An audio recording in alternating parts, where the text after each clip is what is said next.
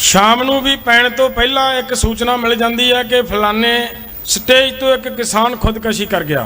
फिर तुसीं अंदाजा ला के दसो भी असी इस अंदोलन के प्रति कोई रणनीति, कोई विचार चर्चा, कोई बैठ के कोई प्लानिंग बना सकांगे? इस मायूसी के आलम चों बाहर निकलो, आपां अपने इतिहास कन्ने निगाह मारो। बीजेपी मर जूगी, बीजेपी खत्म हो जूगी। 70-77% लोग साडे खिलाफ हो गए हैं। ये देखी है ना वीडियो, बहुत सारे ने देखी होनी है।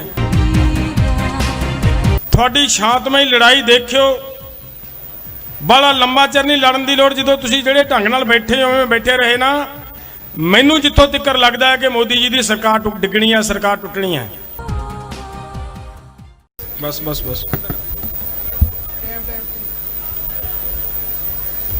परम सत्कारयोग मेरे बहुत ही प्यारे जुझारू किसान मित्रों, मेरिया भैणां, मेरे नौजवान बुजुर्ग, फतेह प्रवान करियो। वाहिगुरु जी का खालसा, वाहिगुरु जी की फतेह। प्यारे दोस्तों,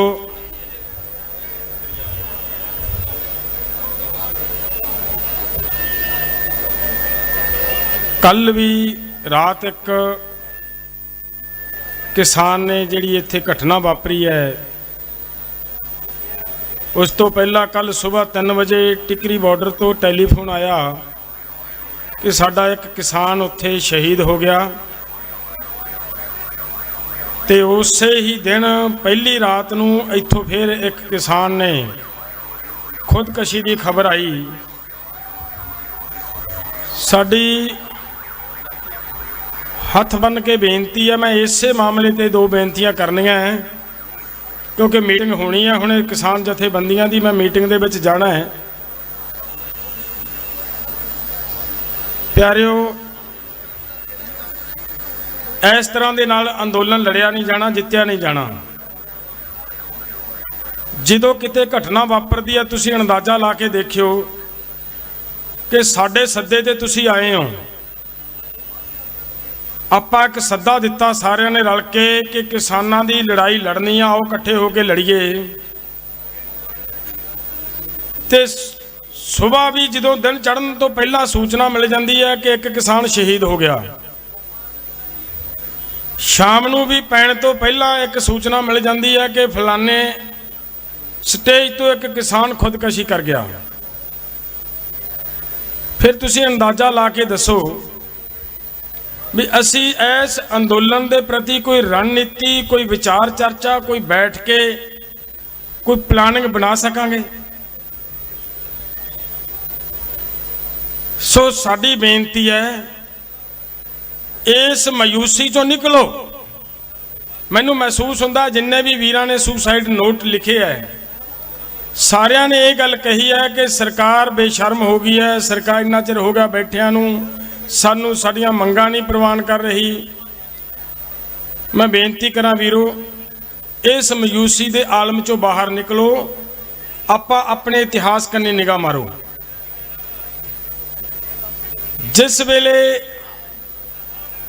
गुरुद्वारा सुधार लहर की लड़ाई लड़ रही जा रही सी अपने खालसियां वल्लों, जथेदारां वल्लों, उहदा पता किन्ने चिर बाद चाबियां मिलियां सी? 2 साल लगातार अंदोलन लड़िया सी, फिर चाबियां मिलियां सी आपां नूं। और यही लड़ाई चाचा जीत सिंह ने 1907 च लड़ी ते लगातार 9 महीने लड़ाई लड़ी, फिर जित्ती, जे जित के गए। आपां इन्नी घबराहट दे विच ना आइए। लड़ाई जित वाल नूं जा रही है। एक शायद तुहाडे सारिਆਂ कोल एक वीडियो आई होवे,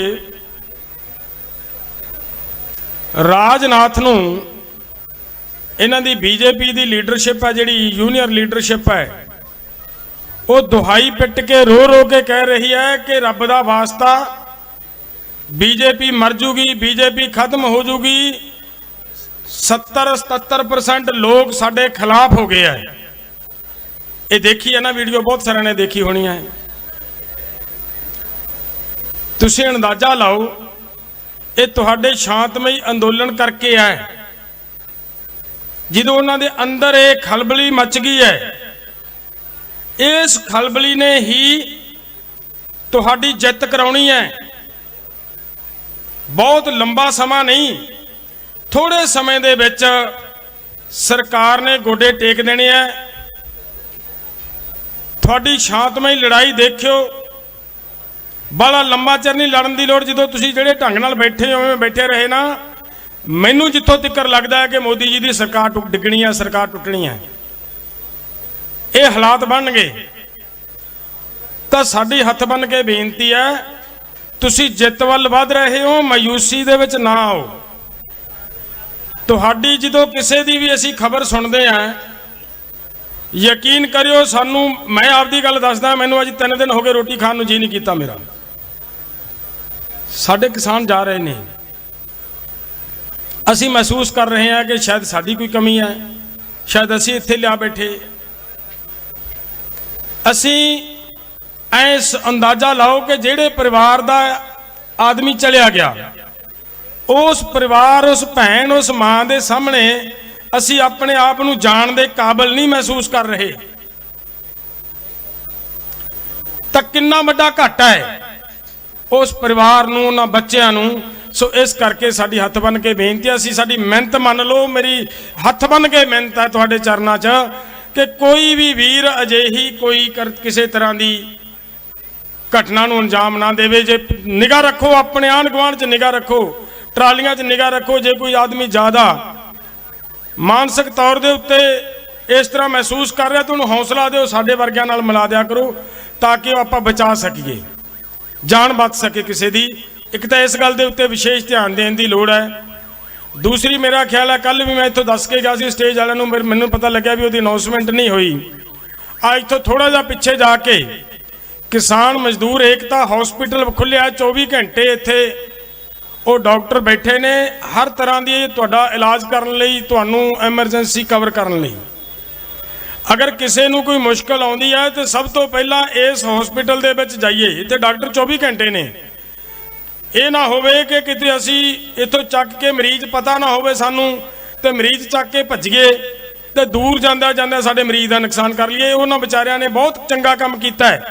इत्थे आके कुछ मीडिया वाले मुंडियां दा सहयोग है जिन्हां ने हॉस्पिटल खोलिया है। 8 मंजियां दा हॉस्पिटल बनाया उन्होंने, 8 मरीज इक्को वेरे संभाले जा सकते हैं। इत्थे उन्होंने ECG करन दा भी प्रबंध किया है। इत्थे उन्होंने तुहाडे कोई किसी तरह की किसी नूं लाउण दी लोड़ पैंदी है, हाँ ड्रिप वगैरह तो बहुत मामूली चीज़ है, ऑक्सीजन वगैरह का भी अरेंजमेंट करके सारी अरेंजमेंट की हुई है छोटे जे हॉस्पिटल के विच। उन्होंने धन्नवाद करते हैं असीं उन्हां सारे नौजवानों का जिन्होंने प्रबंध किया। तो आपां इस गल के उत्ते जरूर गौर करो, अगर किसी को कोई तकलीफ है, किसी को कोई दिल की कोई तकलीफ है, किसी को कोई होर तकलीफ है, तो इत्थे जाके हॉस्पिटल दे विच उन्हां दा मौका दो सेवा करन दा, और इत्थे नेड़े आपां संभाल सकीए, दूर भजन की बजाय इत्थों आपां छेती आपदे मरीज नूं फस्ट एड दे सकीए। इन्नियां गल्लां दा मैं तुहाडे नाल फिर दोबारा मेरी हथ बन के बेनती है, तुसीं मेरे सारे सत्कारयोग हो, वीर हो, कृपा करके अपने आंढ गुआंढ दे विच निगाह रखो। जे कोई किसी आदमी के दिमाग ते इउं लगदा है भी एक ज़्यादा घबराहट महसूस कर रहा है, ज़्यादा डिग्गिया मनोबल दा, ਉਹਦਾ मनोबल अपचक करने की कोशिश करो, उन्होंने अपने नाल कलावे दे विच लैके किसी तरह की गलती करन तो बचाउण दा यतन करो। जे नहीं तुहाडे तो सूत आ रही गल तो साडे नाल तालमेल कर लो, आपां उन्हां नूं बचा सकीए। ये बहुत जरूरी है। एक व्यक्ति नूं जिउंदा रख के ना आपां एक तुसीं तकड़े होकर हिम्मत मार के तो बहुत बड़ा काम कर गए। सो इन्नी बेनती प्रवान करियो। वाहिगुरू जी का खालसा, वाहिगुरू जी की फतेह।